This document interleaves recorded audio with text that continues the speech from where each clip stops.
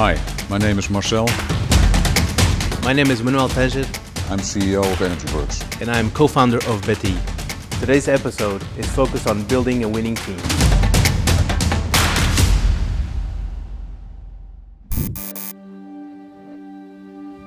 So Marcel, right now we're going to talk about competencies and skills every startup should have. What are they?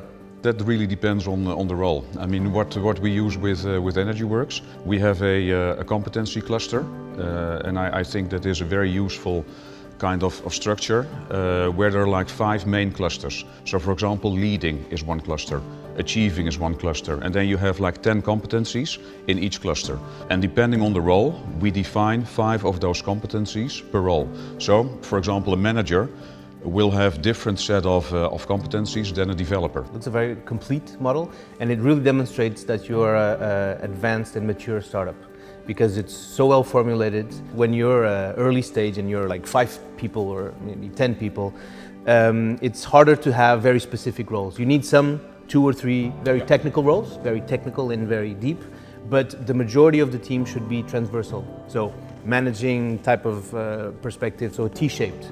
But once you get further and further along, once you know the product, then you have more teams that are actually going deeper and deeper and deeper. But when you start, be more generalistic, and then be more detailed at the growth stage. From the day that you started VERSATILITY and now, what were the changes that you noticed in the organization or the changes in the team? A company, a startup moving from startup to grown-up, has different generations. This implies that the founders need to change with growth.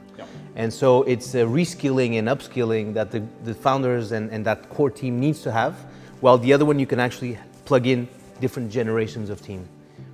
What I've seen with technology startups as well is that in a number of cases the founders can't grow with the company. They want to control everything, and by that the company can't grow. So I feel that founders need to change as well.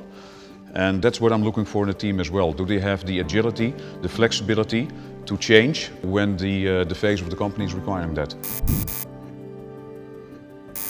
Manuel, when you look for new team members, what specifically are you looking for? We mostly focus on soft skills, so people relation skills with the client and within the team. And to do that, we embed them in one of our events, our community events, which we have a lot.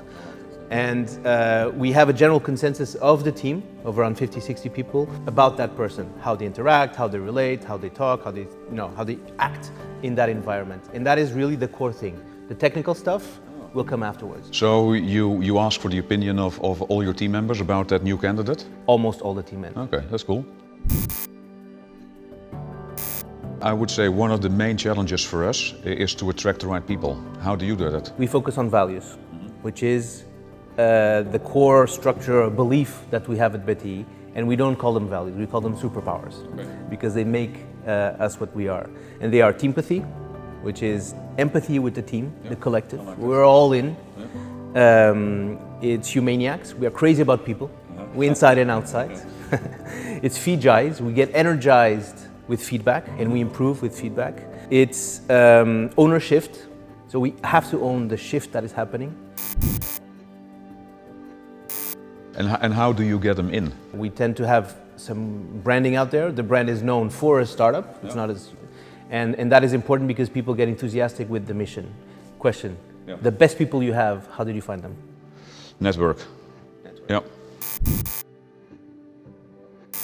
Retaining talent is probably the most cost-saving thing you can have and most cultural important action.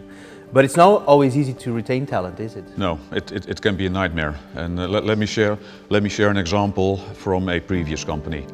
I arrived there. It was a company of like 150 people, and I was surprised by the level of illness. I mean, the company was young. The average age was below 30, but the illness percentage was like 8%, which is enormous, and a lot of attrition.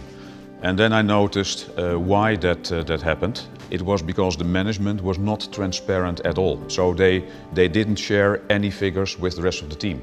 So the rest of the team was just imagining what the status was of the company. This is like one of the worst things you can do to your team. Not be transparent, not be telling the truth. It was a company that worked with like older technology, so the developers, they were not proud of the technology. And what I hope is that my team is proud of what they're doing. The other thing I would add, I fully agree on all of them, is liking to work with the people that are there. If you go there and it's also a group of friends and you have this good dynamic, that goes a long way for you to, in the morning, wake up and say, hey, I want to go to Betty and spend the day there. So one of the things we recently started as a management to like retain the management and help each other grow is we started following a certain structure. And I don't think the structure itself matters that much because there are lots of different approaches. So we picked this one. It's called Traction. What I think is important is that as a management you have like a common framework. And when you talk about certain things that you all have the same context and you all use the same words. So it's helping us to grow. I mean, one of the things that we started doing as well is assess each other. And that, like I said before, it's a bit confrontational sometimes, but I'm convinced it will help us grow. It can be sometimes painful, but it's really helping. So, do you do something specific with the management team as well? We do. We actually have quite a few management team only type of activities for bonding, for creating a common language, and from that build on top of it. And we do it recurrently throughout the year, and it's a very powerful and a strong measure. One thing that I forgot is flexibility. We try to offer, especially the young people, a lot of flexibility. Working from home, they can decide actually what time they would like to start and what time they would like to stop. That's an important one for us. In today's episode, we looked at the different skills that startups should have.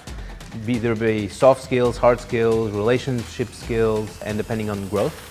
And we talked about how important it is that they share certain competencies and the values of your organization.